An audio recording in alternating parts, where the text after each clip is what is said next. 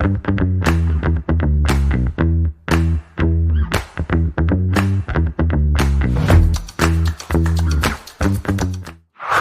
hi. Hi. Nice to see you. Nice to see you too. I'm Jasmine and a military spouse. Been married to my husband for, I should know this, 13 years now, but moved around a bunch and Where are some places you've been? Oh gosh. Well, we started out in Bangor, Washington. And then from Bangor, we went to Norfolk, Virginia, very briefly. From there, we went to Boulder, Colorado. After Colorado, we did Groton, Connecticut. After Connecticut, Hawaii. After Hawaii, back to Washington. After Washington, back to, we actually went to Boston first for kind of a unique program for less than a year. And then back to Connecticut. So kind of bounced around a lot. You have experience PCSing. Yes, I have quite a bit. And we're about to pretty soon in the next 6 months as well. So Headed to? We are going to Kittery, Maine. So we'll be at Portsmouth Naval Shipyard up there. Got it. Yeah. I work in real estate right now. I don't have an active license, but I've been licensed in Washington State and in Connecticut. And Jill is licensed. You are licensed in Hawaii. And I was licensed in South Carolina at one point, but yes. Hawaii. Oh, nice. Yeah, nice. And, you know, I feel, and I know you do too, strongly that it's important to talk candidly about purchasing, you know, to purchase or not to purchase when you PCS. And that's kind of the whole idea behind us having this conversation today.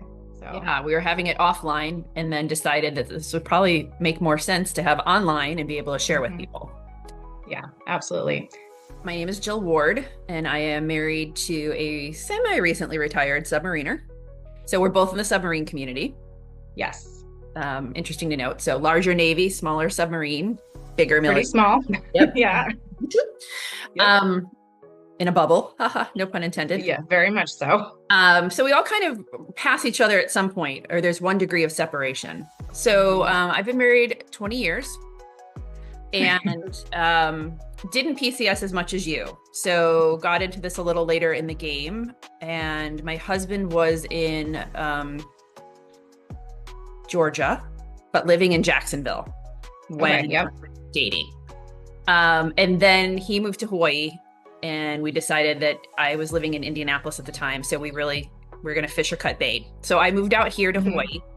We were here for some time, went to Yokosuka. So did the international thing for a couple of years, had a baby while I was out there. It's the thing to do. Yep. Go to Japan, have a baby. Came back to Hawaii. We were here. And then he got orders to Charleston, South Carolina. So we moved to Prototype. For 2 years, we moved back here. Here has always been home base, and here is Hawaii. So it's always been home base. And then he did a geobatch tour to Bangor and lived in Paulsbo. Oh, nice. And we bought him a 1-bedroom condo while he was there. So it all and we bought in Charleston. So all of these things kind of play into, I think, the conversation we were having as to when do you buy, when don't you buy? You know, where are you in your life? Where are you economically? And so we've bought here 5 times.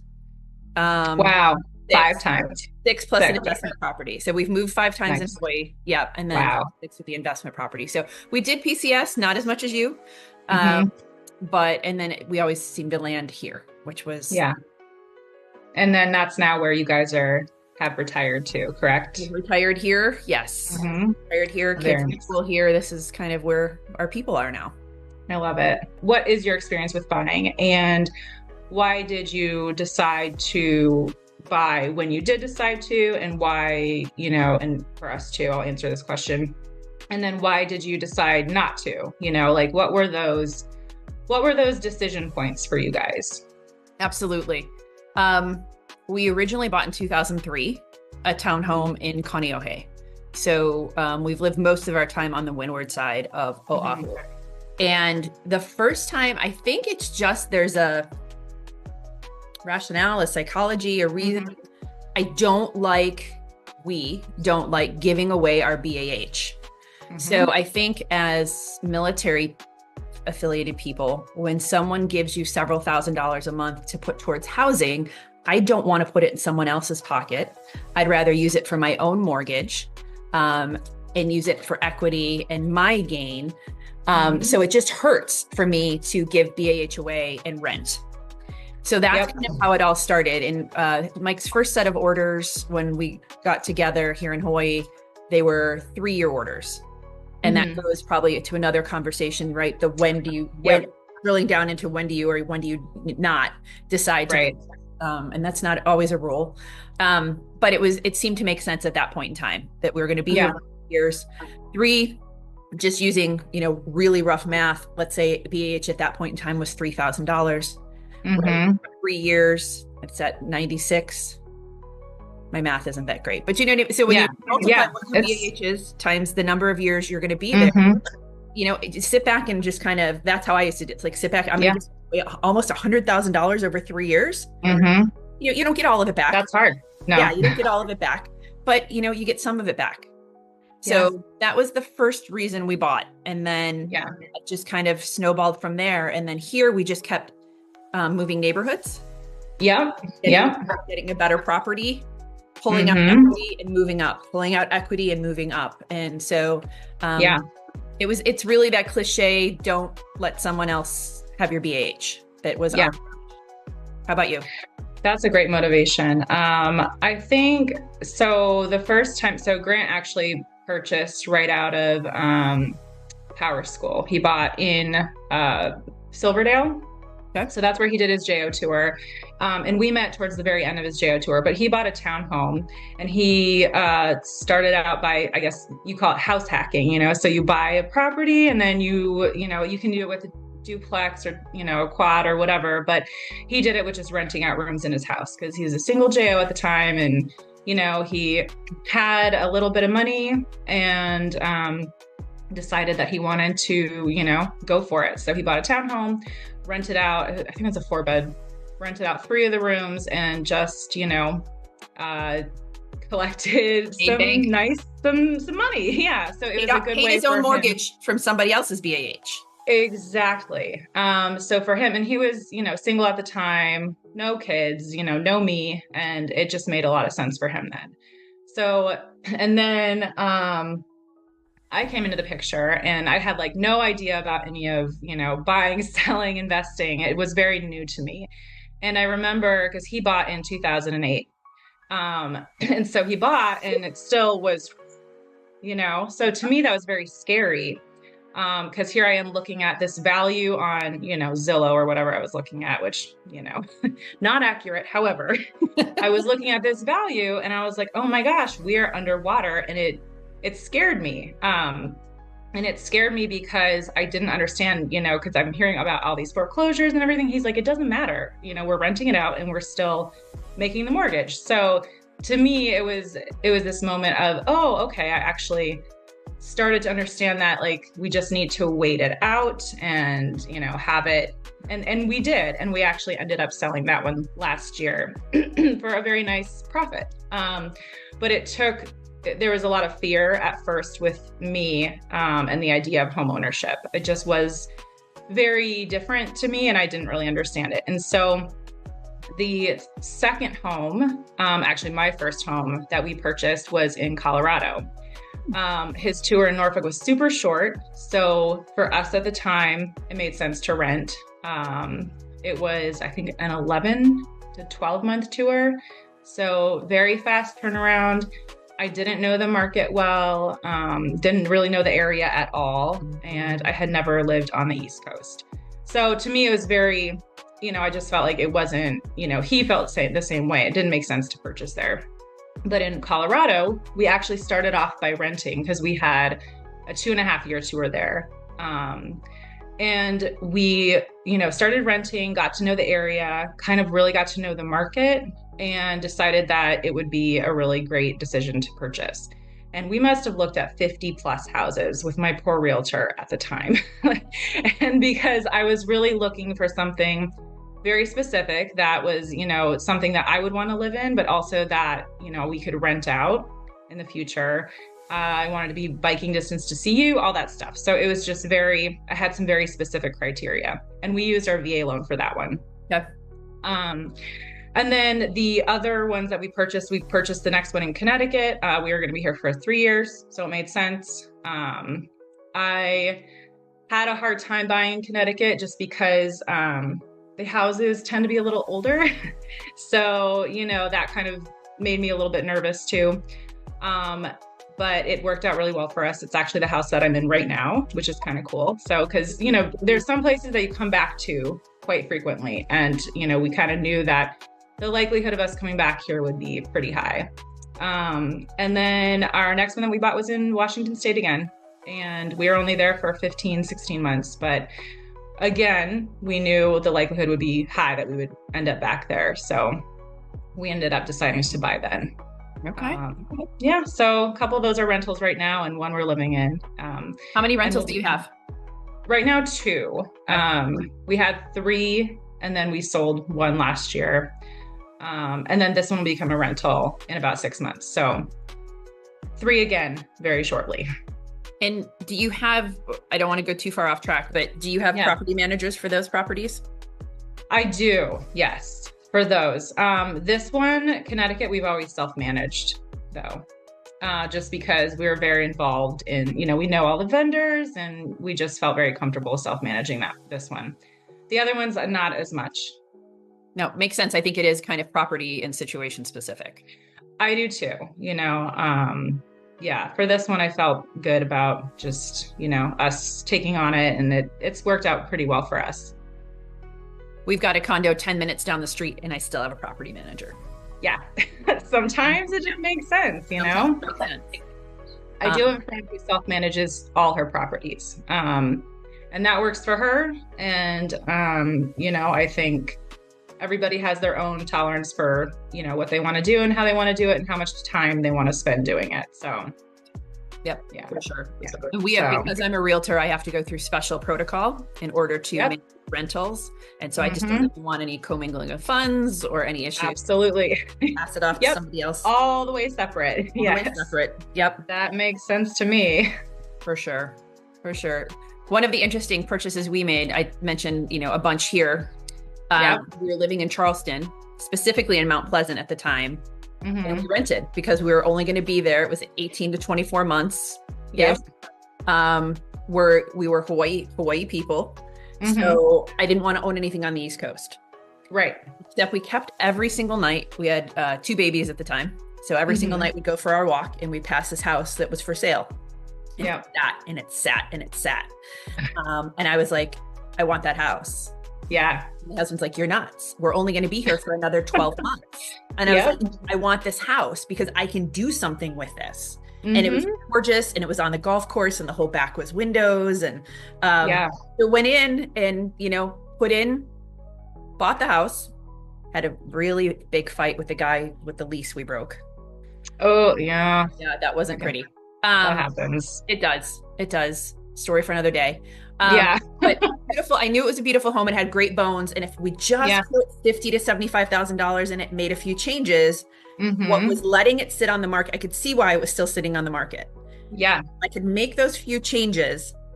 We could walk out of there, rent it out for a couple of years, sell it, and be golden. And that's exactly what happened. We talk a lot we already have covered like why we have bought or why, we've decided to rent. For me, it's been a lot of timing. And then it's also been, I have my husband has this giant spreadsheet where he plugs in, our down payment, our taxes, our insurance, our what we could get for rent. And he has this whole, thing that he does whenever we're house shopping or considering buying. Very smart. But yeah, it helps a lot. It helps make those decisions. But the other thing that I think both of us do is we do house projects, and we do projects that will have a good return on investment. And sometimes we do house projects. I know we personally do house projects because I really want to do them. So, there are some things where I'm like, I really can't I don't like this bathroom. I really need this bathroom to be fixed up, like we did that in our Poulsbo house, for example. But what are some of so your Charleston property sounds like it was one of your, really great investments that you guys turned a nice profit on. What other projects have you guys completed that you feel were the most bang for your buck? Always comes down to like flooring. Sometimes it's just basics, right? You walk into a house that has 7 different types of flooring and people's eyes start to cross, right? Mm-hmm. That happens a lot here, by the way, in Connecticut. Oh yeah. Whew.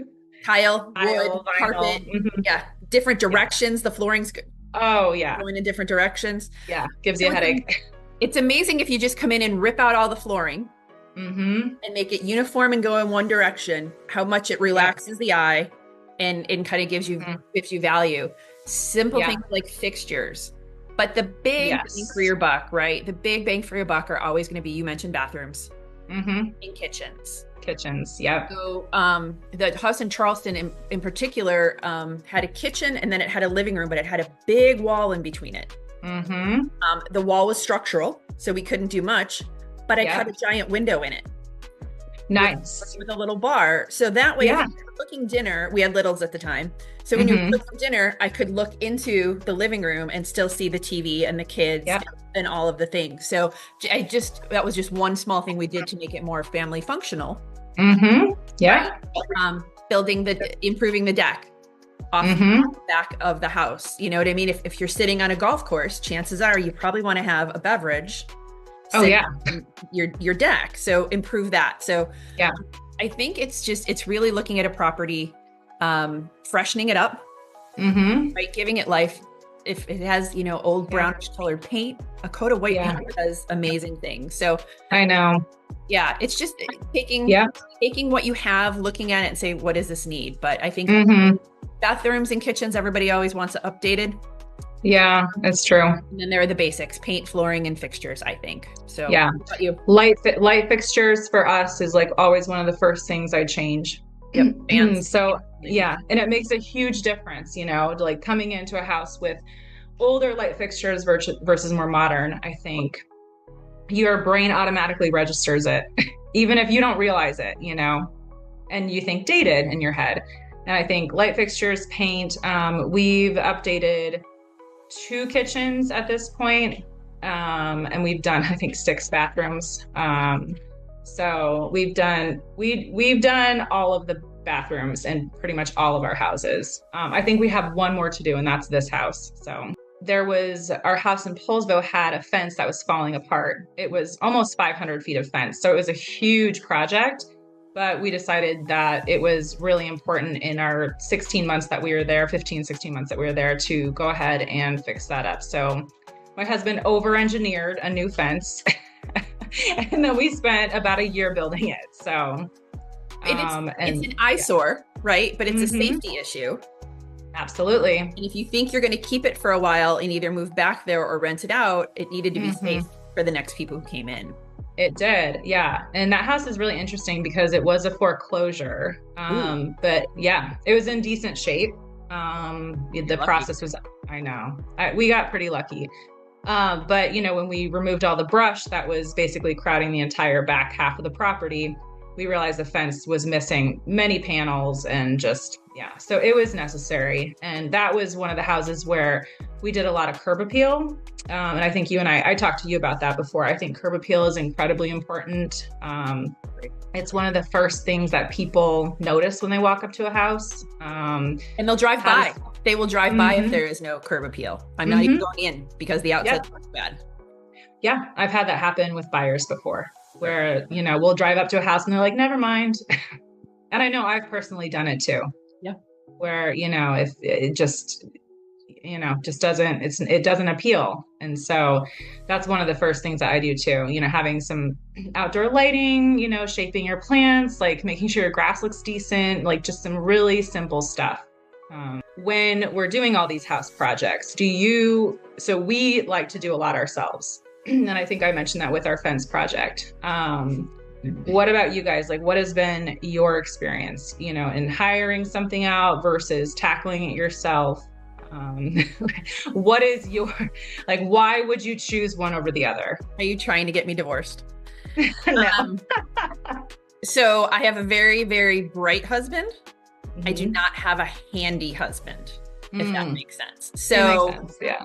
And time, right? Time is an Yeah. issue. I work, he works. We Yeah. got 2 kids. So Mhm. we contract. We almost always contract. So Yeah. is this something I can contract a handyman for Mhm. at a lower price point? Right. Or do we need to hire a general contractor, Mhm. right? Licensed and insured. Always. Yeah, licensed and insured, to come in and really do this project and do it right.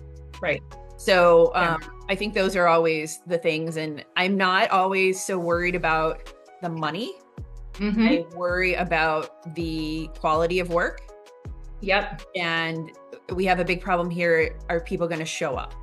Mhm. Oh, yes. Yeah. You know, it's a nice day, surf's up.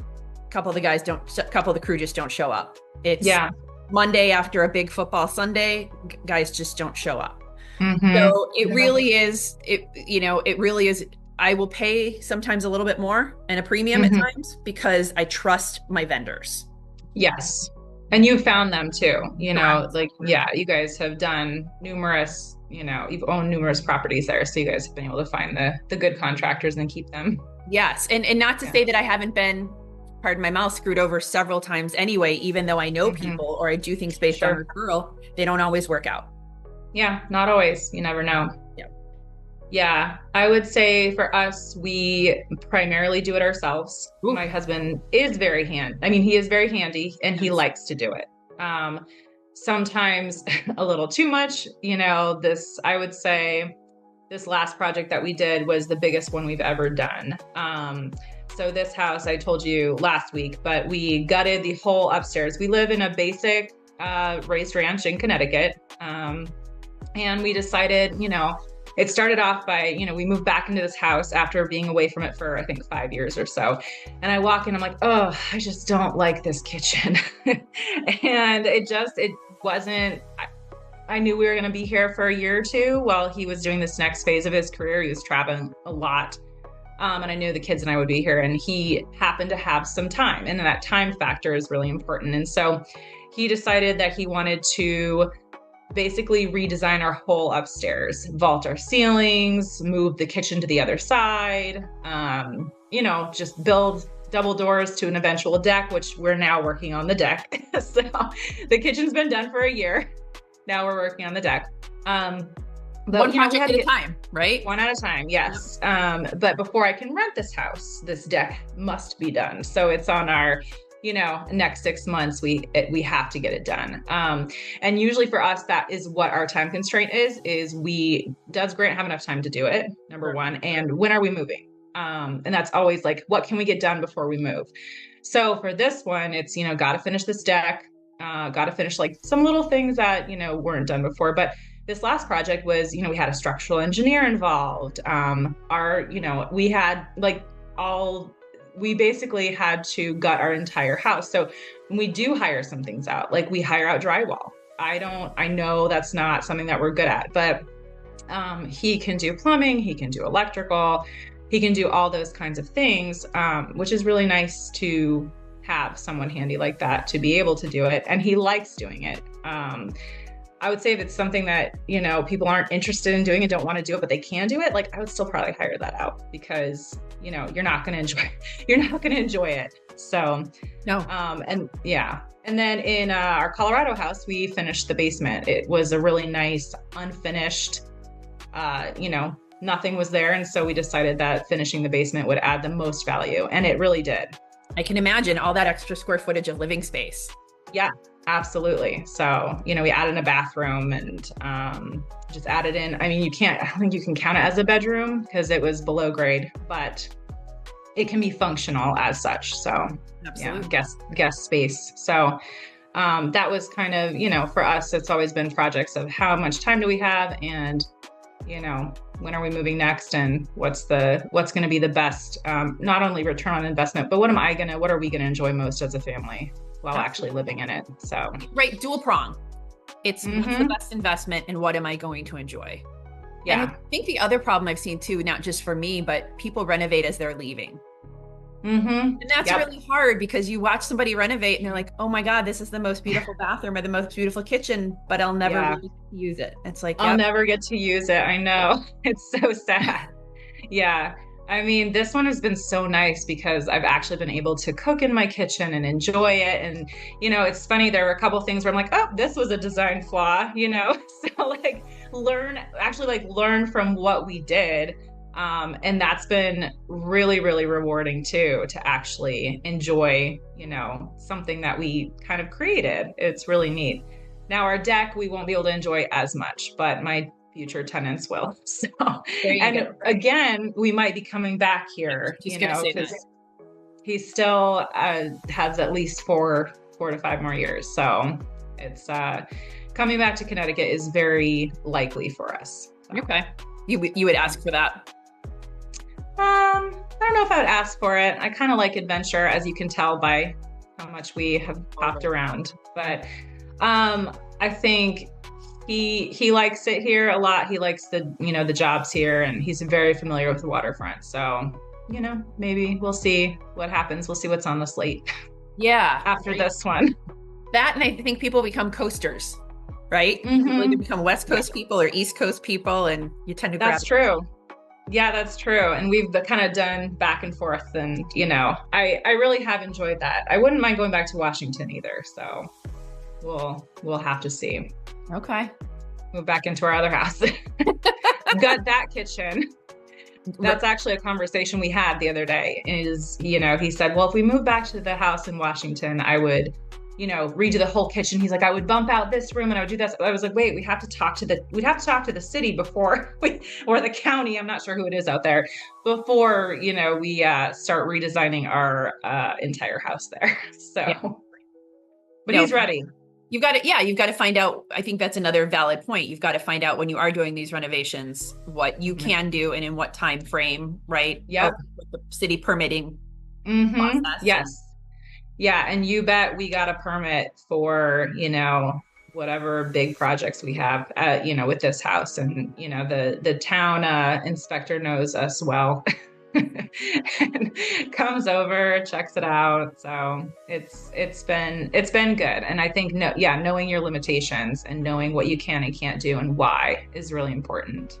Agreed. Yeah. And that goes for renting your property as well. There are some areas that have limitations on, because I talk about long-term landlording because our tenants are typically long-term, but some people do invest in properties in order to then convert it to maybe, an Airbnb or VRBO.